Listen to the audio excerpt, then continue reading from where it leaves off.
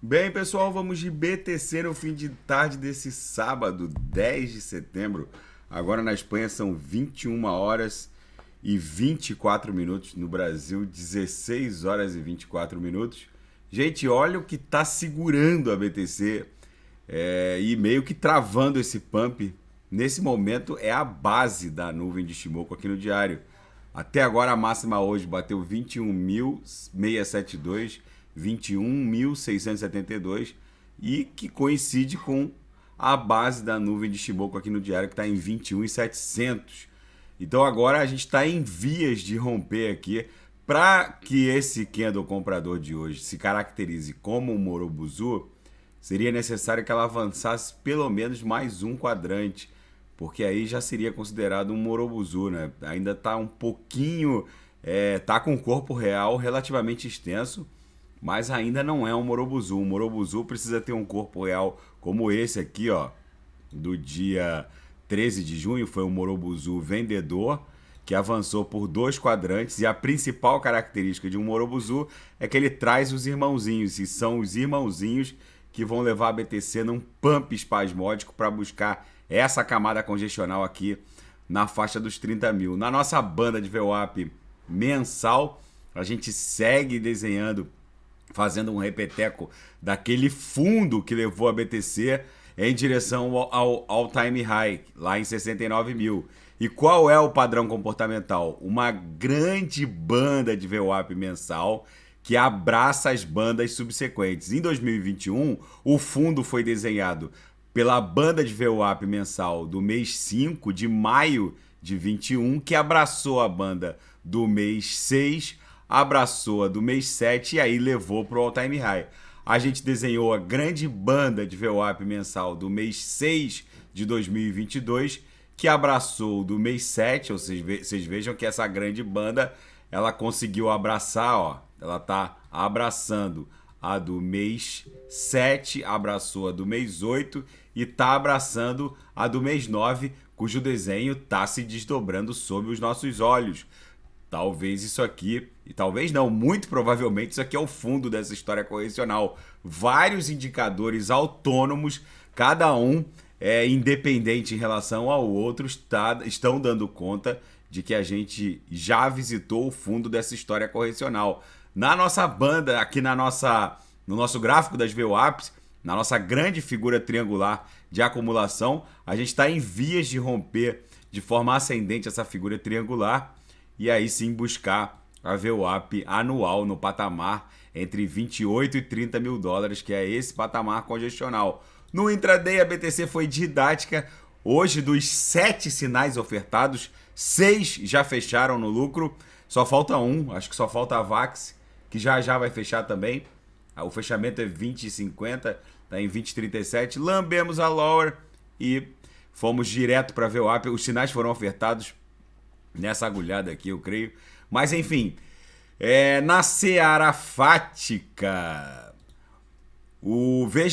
tem uma notícia aqui muito interessante na YouTube Day, dando conta do APR que a rede Ethereum vai pagar para os validadores.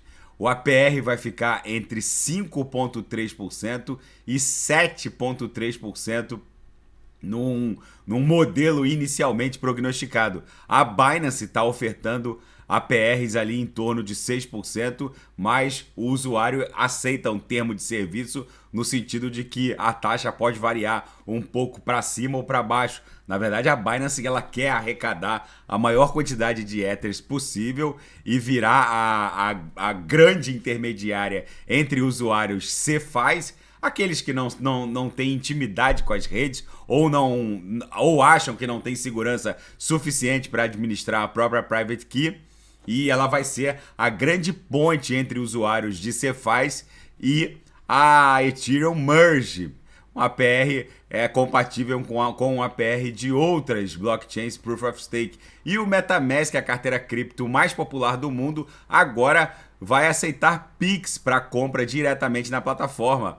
Os usuários que fazem uso do MetaMask no Brasil agora vão poder clicar no botão azul no seu aplicativo MetaMask Mobile para pessoas sediadas no Brasil e comprar ETH, Polygon, Binance Smart Chain, Avalanche e Celo, dependendo da blockchain que você escolha. E vocês vão poder comprar diretamente essas criptos via Pix, conectado direto no MetaMask. É mais uma novidade. E a Justiça do Trabalho no Brasil fará cursos para ensinar a justiça a confiscar criptoativos. É óbvio que eles vão entender que é impossível penhorar criptoativos dentro de wallets, de criptoativos custodiados em wallets na rede, justamente porque um ataque de força bruta para conseguir quebrar uma private key de um wallet é simplesmente impossível. Eles vão conseguir bloquear, penhorar criptoativos depositados numa Binance enfim, ou no mercado Bitcoin, numa CeFi. Obviamente, criptoativos custodiados em wallets nas redes, nas blockchains, como o BTCs dentro de wallets da rede BTC, ou Ethers, ETHs, dentro de wallets dentro da rede ETH, obviamente não são passíveis de penhora. Muito provavelmente esse curso vai dar conta dessa impossibilidade prática. Vamos ver, normalmente a voracidade da Justiça do Trabalho não convive com essa opção de não conseguir penhorar alguma coisa. Mas agora eles vão ter que entender que é virtualmente impossível penhorar um ativo, ativos custodiados dentro de wallets na rede. Enfim, e a União Europeia está avaliando se a lei de inflação norte-americana viola as regras da OMC. A Coreia do Sul também expressou uma reação muito reagiu como se fosse uma traição dos Estados Unidos, uma reação muito contundente a essa nova legislação. A nova legislação sancionada por Joe Biden aumenta a produção doméstica de carros elétricos e visa reduzir a dependência da China. Atualmente, a União Europeia está fazendo a avaliação e, com base nisso, eventualmente apresentar uma denúncia à OMC. A Coreia do Sul diz que vê as novas regras fiscais dos Estados Unidos favorecendo carros elétricos e baterias de fabricação americana como uma traição e que considerará ativamente apresentar uma queixa formal à OMC. É o efeito na minha avaliação, foi mais uma atitude tresloucada da Casa Branca, no sentido de supostamente tentar proteger o clima, mas promove um protecionismo incompatível com a história dos Estados Unidos da América. É a latinização dos Estados Unidos da América. E 33 coisas que precisamos saber sobre a próxima mega escassez de alimentos. O mundo está caminhando rapidamente para um colapso na oferta de alimentos. Então tem aqui 33 fatos objetivos, sem nenhuma subjetividade, dando conta de que vai haver um colapso na oferta de alimentos. Desde de crises na safra de trigo vindo da Ucrânia. Para quem não sabe, Rússia e Ucrânia respondem por mais de 30% da produção do trigo no planeta, até colheitas nos Estados Unidos que estão fracassando de forma épica. E, enfim, tem 33 fatos objetivos dando conta de que o mundo está caminhando para um dos maiores colapsos na oferta de alimentos nos últimos 100 anos. E o papel assustador do Fed, que vai levar milhões de americanos a perder os seus empregos. E talvez bilhões de pessoas vão sentir esse efeito no planeta. Na verdade,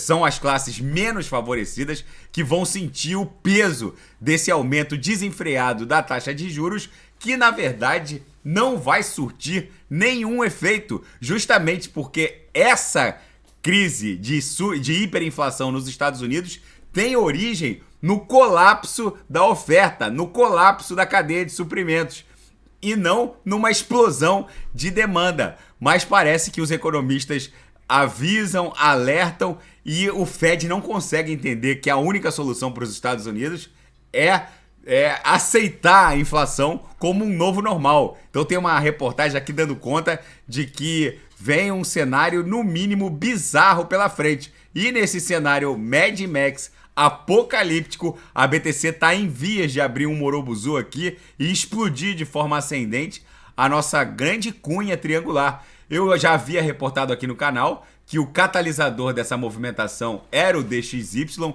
O que é o DXY, Renato? O DXY é o indicador que mede a força do dólar norte-americano. Eu estou aqui no gráfico do DXY diário. Vocês vejam que quando o DXY estava nessa tração impulsiva, a BTC, obviamente, tem uma relação movimentacional de inversão com o DXY, estava nessa movimentação corretiva. Agora que o DXY está dando sinais de arrefecimento e deve buscar a nuvem lá num patamar de 106, agora ele fechou na sexta-feira a 108,74, é bem provável que a BTC exploda numa onda 1 para buscar essa camada congestional ali no patamar de 30 mil. Aqui vai formar uma onda 2, então isso aqui vai ser uma onda 1, aqui vai formar uma onda 2 e depois numa onda 3 a gente vai buscar esse patamar congestional aqui em 40 mil, que coincide com o centro gravitacional da nuvem no semanal. Tá bom, pessoal? Aqui vai ser a nossa onda 3. Fica esse registro da BTC, o DXY está emburacando forte. E na segunda-feira, se o DXY perder a mediana do canal de Keltner, vocês vão ver um short squeeze brutal. Muito vendido a descoberto, achou que a BTC fosse emburacar no final de semana. Tocou-lhe venda e é o capital dos vendidos sendo liquidados que está fazendo a BTC dar essas agulhadas para cima. Aqui, ó, esses pumps para estressar a upper. Isso aqui é liquidação de vendido. O dinheiro dos vendidos é muito bem-vindo. Essa liquidação em série, esse short squeeze, é o que está dando o start inicial para a BTC se recuperar. Tá bom, pessoal? Fica esse registro da BTC. Se nada fugir do script, eu volto amanhã para analisar a própria BTC. Fiquem com Deus e quem quiser sugerir alguma análise, é só colocar nas mensagens abaixo. Grande abraço, fiquem com Deus. Até amanhã.